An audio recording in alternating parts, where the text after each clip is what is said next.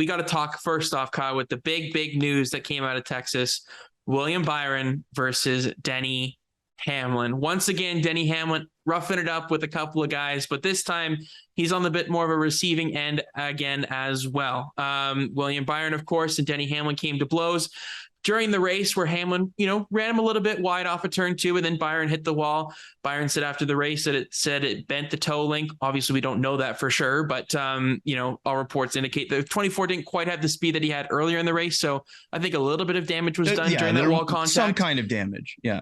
Some of it at the very least. So then Byron took exception to that, of course, and bumped Denny Hamlin and gassed up under caution after Martin Truex Jr. crashed from the lead with a blown tire. So Denny Hamlin loses his spot. He falls back, and then he comes up and kind of roughs William Byron a little bit up. Doesn't spin him out or anything, but definitely gets up there to show his displeasure with the 24 car under caution after trying to regain his place, but NASCAR did not allow it.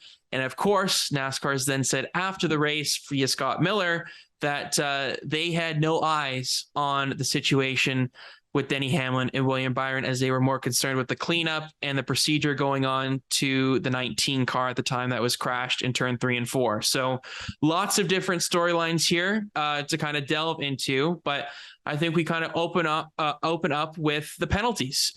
William Byron was assessed a 25-point penalty for his actions of spinning Denny Hamlin and bumping him under caution, sending the 11 back through the field. Then he recovered to a 10th place finish. And then he also got a $50,000 fine on top of that. But the points penalty in the playoffs is obviously the most major part of the storyline, as it drops William Byron from a pretty decent spot at plus 17 to now being below the cutoff line, the second guy below the cutoff line at -8 behind Austin Cindric, who is -7. So the bubble totally switched after that penalty was assessed. Lots of guys looking a little bit even more comfortable, and some of them just getting a little bit more composed after a very tough Texas race for sure. So that's kind of the gist of what happened at Texas. I'm sure all of you guys have seen it, talked about it, have thought about it in your head, but we got to break it down here, Kyle. First off, what do you make of the entire incident as a whole? And then do you think the penalty was fair to William Byron? Was it too harsh, or was it not harsh enough? Yeah, it's a fascinating situation, because NASCAR before this has had kind of a clear kind of picture of what the penalty is for wrecking somebody under caution. And it's usually been, you get thrown out of the race and you get suspended for a week. And it's not just the Kyle Busch one going way back, but also I think it was Johnny Sauter Texas a couple years ago who did it at Martinsville or something like that. I can't remember exactly where it is. But Iowa. Yeah, I think it was actually. Yeah. And so that's usually been what the penalty is. And now, granted, Denny Hamlin was able to continue in the race, still had a good finish, blah, blah, blah. They apparently didn't have eyes on it, which seems like a cop out to me in trying to save face. Because I don't know how you don't have eyes on it when you literally have an in-car camera for every single car. And the social team posted it. Exactly. But I think this is probably the best way to handle the situation after making an initial mistake. The 25-point penalty is roughly what it would have been in terms of the difference in points had Byron been held a lap. Roughly 25 points is the difference there. And it doesn't completely ruin his playoffs either. It puts him -8, so he's behind the cut line. He has room to get back up there and advance, but he's also behind the 8 ball now, which I think, looking at what happened in terms of the incident itself, what happened in terms of the outcome, and what ended up happening in the race himself for Byron, I think all of that taken into account, I think the 25-point penalty is a pretty fair assessment of how everything went down, to be honest. I think being held a lap is probably the right penalty for that, and that's roughly what the 25 points ended up being. So I think after initially making a pretty bad mistake on NASCAR's part by not catching this, by not penalizing it in the moment, all those kind of things. A couple of days later, I think they rectified it fairly well with the 25-point penalty here. I think NASCAR was put in a box, the way that they handled this entire situation, right? So if they saw it and, let's say they did, and then they addressed the penalty in the race. They held them a lap, they put them to the tail end of the longest line, whatever they decided to do, and they saw it, and they caught it, and they penalized Byron, we'd have no points penalty or anything like that. Let's just make that clear. But if the fact that they didn't do that, and then they came out after the race to the media and then said, we didn't see it, but we're going to take a look at it more thoroughly, you knew a penalty of some sort was coming down because of A, because they made the mistake, and then B, because it is warrant. You can't allow something like that to just go unpenalized. Like, at the end of the day, that opens a huge can of worms. As much as boys have at it is, very much in play. This is not the case here with wrecking a guy under caution. And what we've seen with this next gen car with the hits, obviously Denny Hamlin spun through the infield. It didn't end up damaging his car, unlike what we've seen in the past with some of these next gen cars going through the grass where it damages the diffuser. It didn't seem like it was too bad because at least the 11 car still recovered to a top 10 finish. But for Byron, if he didn't say after the race that he did it on purpose, he may not have ended up getting this harsh of a penalty either. I don't know. I think that there could be something to that, because until usually you admit to it. But like the fact that NASCAR video kind of takes a little bit of a backseat. Up. Oh, 100%. He's a guilty man. Guilty man. Yeah. But, they could always try and wiggle their way out of it. I was checking my gauges or something, right? Like all that stuff. You can play coy. Ignorance. Yeah. Yeah, exactly. And he didn't do that. He was so fired up after the race with the post-race interview with Parker that he was like, yeah, I mean, I did it. Like I totally did it on purpose. I didn't mean to wreck him, but I mean, I definitely meant to, get into him. So it was, from that perspective, I think the fact that Byron pleaded guilty basically after the race, the onboard footage is criminating in itself. And, Denny Hamlin and Chris Gabehart's theatrics on the radio, of course, you're going to be upset in that situation. Then Hamlin takes to social media. All of these different things pile up on top of each other, and NASCAR had no choice but to penalize the 24 car. For me, 25 points in a playoff situation like this, it's probably justified for the fact that, if he was sent to the longest line, I think he would have recovered some of those spots. I would have preferred maybe like a 15-point penalty maybe instead of 25, because I mean, he's below the cutoff line by 8 points. Now that's not, it's a smaller margin, but it's not, 2 points or 1 point, or he's like right above the cutoff line. So he's got some work to do in the next two races. So when you look at that and where you look at what Hamlin was able to recover to, I don't know if it's quite there with 25 points at the end of the day. The $50,000 fine on top of that is just kind of like a status quo thing. You have to almost do that, a fine in any of the situations. So that doesn't really matter. But for the 24 car, I think they almost maximized their day to a large part at Texas. And just this one incident like this, it's not a little incident, this is a big one, has ended up costing them big time here, as they have to change their approach entirely going into the next two races, depending on what happens at Talladega for sure. So, NASCAR, they got to do something to make sure that this doesn't happen in the future, where they don't have eyes immediately on something like this. Like, the 11 car spinning through the grass, how did that happen under caution? You can put point A, you can put the two dots together and figure it out. And then him taking to Byron's bumper during the caution as well. I'm pretty sure you can put it all together and get a picture on what exactly happened to the 11 car. But I agree with their take that he should not have kept his position because he did not maintain speed. You can't just give the guy's position back. I think that's warranted. But then if you send Byron to the back, then it's equal. Everybody's kind of like where they should be. So difficult situation that NASCAR put themselves in, and it's going to be very fascinating to see if Denny Hamlin's going to have time this season to pay back all the guys that he has on his list. Because I feel like that list is getting longer and longer. I feel like I said it either was last week or the week after. Postpone his retirement at this point. Exactly. He's got to stick around. Yeah. So, I said it a couple of weeks ago, like there's no way that Denny Hamlin talks the talk and doesn't walk the walk, but I'm getting to the point now where I'm like, how is he going to pay all these guys back if he has, if he doesn't want to be detrimental to his own race at this point, and that's the part about it that I think is the difference between maybe a younger driver and somebody like Denny Hamlin, where he's not going to go out and flat out dump somebody and get a penalty of his own and all these kind of things. Yeah. Even though he almost did that this past weekend. which is more of a heat of the moment. I think he tried. I think he tried. Yeah, he tried. But I think he kind of said it post race where he's going to race them very hard in certain situations. When he's racing against these guys that have kind of done him wrong over the course of the season, they're going to know that he's not going to give an inch. And we saw it earlier this year at Pocono, where you can make a case that Hamlin didn't flat out wreck Ross Chastain, but he sure as well didn't give him any Pretty break. much. He essentially put him in the wall, but it was something where it benefited Hamlin. It ruined Chastain's race, and it's not something he could have been penalized for. And I think those are the situations that Hamlin is going to, quote unquote, pay somebody back with, kind of like going back to when he was paid back by Chase Elliott at Phoenix way back when he got stuffed in the wall and had a cut tire and all those things. Yeah. It wasn't something that Elliott was going to get penalized for because it was, quote unquote, hard racing, but you knew what he was doing there as well.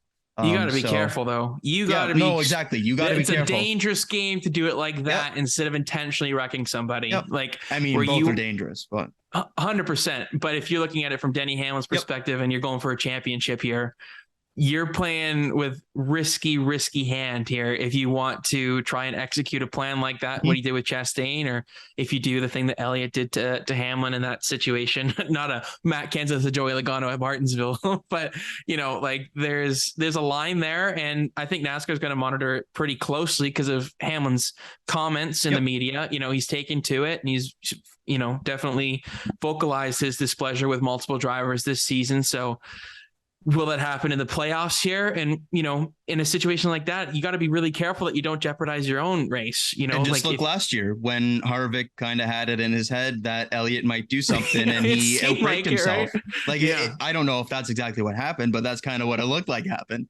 Yeah. And so I think it could be something where if Hamlin doesn't advance at a certain point or something like that, where maybe then he kind of goes into business for himself.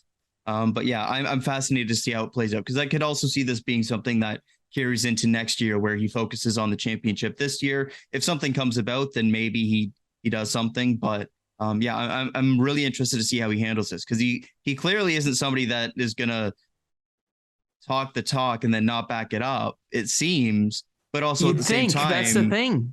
It doesn't make a ton of sense for him to kind of go for it in this certain situation. So I'm fascinated to see how this plays out. Yeah. And if he waits till next year, like, what's the point? Why not? But it just doesn't make I know what you mean any sense. It just feels like, grow up at that point. Like last year was last year, this year was this year. Yeah. Because if it's, Denny Hamlin can say that kind of stuff. And I mean, he's definitely had his fair share of scuffles throughout his Cup Series career for sure. You think back to Chase Elliott, he dumped him at Martinsville. He's had his, his comments and stuff, and he's been on the receiving end. I'd say less so, he